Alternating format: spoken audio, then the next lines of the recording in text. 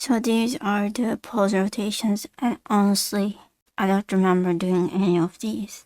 Now this looks very wrong, but when you turn it around like this, it stops looking that wrong, just a little bit wrong. I don't think there was this kind of curve here, but all of these are so funny. I think most of it is that it's kind of at a weird angle. Well, there's one thing that I wanted to mention. With these rotations, sometimes the angles will match so badly that all you have is just a singular plane of the 3D form, and that makes it hard to draw the flesh on top.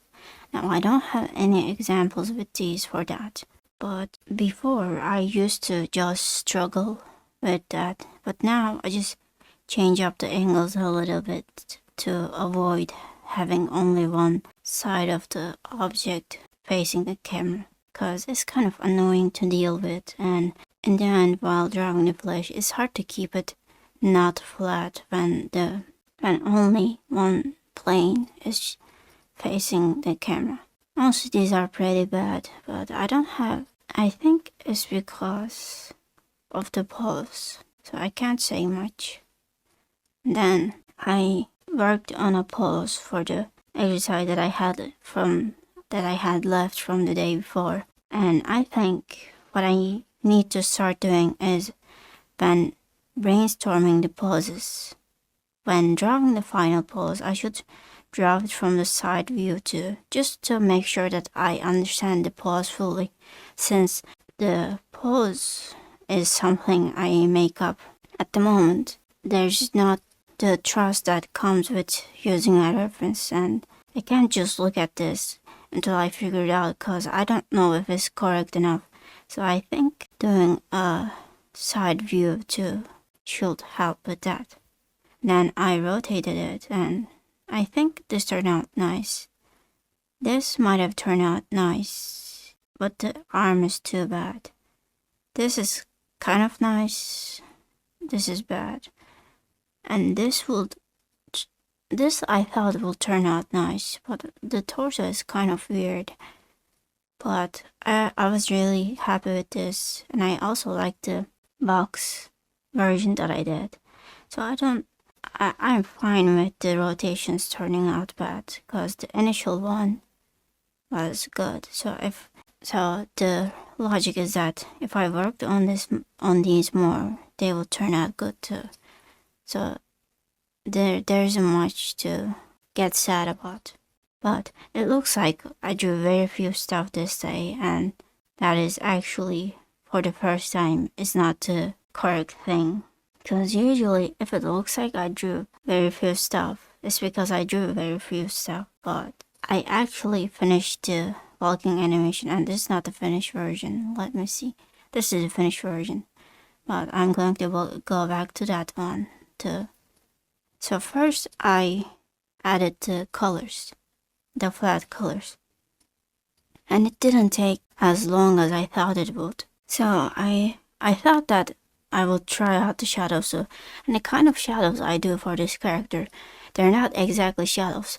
They're just something I do to make it more flattering, so they don't exactly make sense. And I didn't know how that will work with the animation. I don't think it works too well, but it still added the flair that I wanted, because if you look at this, it just looks a little bit nicer. And then what I did was, well, it doesn't show it, but I had a version where I didn't do the hair, I only did the lines and the face. But I colored the lines, and then I added some blush to the face, and I was going to fix the hair shine, but I think I'm going to keep it this way. And I did not make the hair bob.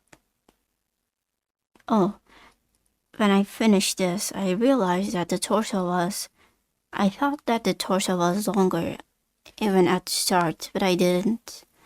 I kept it that way because this was more supposed to be similar to an actual body. So I kept it that way, but I think it was a bit too long, so I flattened all the layers and made it shorter. And I was surprised to how easy that was. And I have some lessons that I learned from this. One is that I should, when animating actual stuff, I should either work really cleanly with my lines, or when I'm and not have to do a line phase, or have my sketch so clean that I don't have any changes when adding actual lines to it. Cause I need to, before adding the lines, it should be so that the lines are properly drawn and there is no guessing work to be done when you're lining it. And well, this is not a lesson, but I don't know what happened with the arm that is farther away. I make sure to make it smaller when sketching, but now it's bigger and longer, so it fucks up the perspective. I think it might have happened when lining it, but I'm not sure what happened, and it's tricky to fix too because it is touching the legs, so I'm going to keep it wrong, but I made sure to keep that in mind while sketching. It just something went wrong along the while, and the hoodie, not the hoodie, the sweater is the wrist of the clothing shake too much, but I did not realize that when sketching, and it's not something I wanted to fix while lining, so I just kept up jitter like that. So that is something to keep in mind too. But overall, the thing is, I would probably like the end result less if I didn't use this character. I think since the character is cute, it just makes up for the ugly bits. And then what I did was, I was not sure about the angle of rotation that I was doing, so I drew it with boxes and stuff, and I realized that I had one too many frames, so I deleted 2 frames from each direction, and then this is what I had after that. Then I cleaned it up, and it's still a bit rough and maybe needed more in-betweens, but I'm going to keep it this way. And I was thinking about dragging stuff out while drawing this, and it's not necessarily about the anatomy studies, because the reason I dragged the anatomy study was because I was making videos, not because I didn't understand it or I was having trouble doing the exercises. So it doesn't apply to the anatomy study, but I was thinking that once I mentioned that I was fine with the decent enough, and that helped me, not get stuck and move on to the next one, because that is how you improve.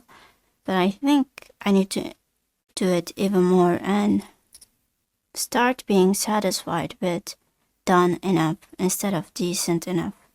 I was thinking about this regarding the face rotations, so I'm just going to accept that I might add a time limit to them, because, well, I tried adding a time limit to them before, but I just forget about it all the time, because I just kept fixing it and fixing it. My speech skills really go down when I'm sleepy, and right now I'm both sleepy and with a headache, so it's even worse. But I think I did enough work today. I'm really satisfied with first having finished this, and second that it looks cute, so I think I gave up on the video idea that I had about a rotation exercise look back. I'm going to do the animation one first because I didn't take study notes, so if I wait too long for it, I'll probably forget everything that happened. I'm really forgetful.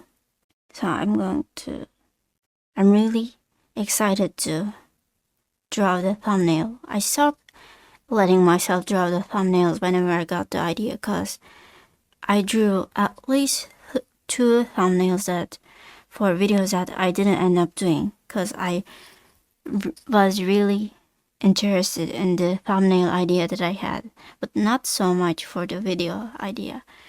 So I really enjoy drawing the thumbnails. They're easy to come up with ideas for, and I think I have a good workflow for them set up now, because I use the same character. I use the same lighting scenario, which is not exactly a lighting scenario. I just add some shadows that don't really make sense just so that it looks fuzzy. And I use the same colors every time. So it is really no brain, and I get to draw funny ideas that came to my mind, and in the end also it looks cute because the character is cute. So I just like doing thumbnails overall. Maybe I could actually, I had 2 thumbnails for videos that I didn't end up making, and then I had maybe 3 or 2 more like alternative thumbnails, because I couldn't decide on a idea, so I did all of them. I just really like drawing thumbnails.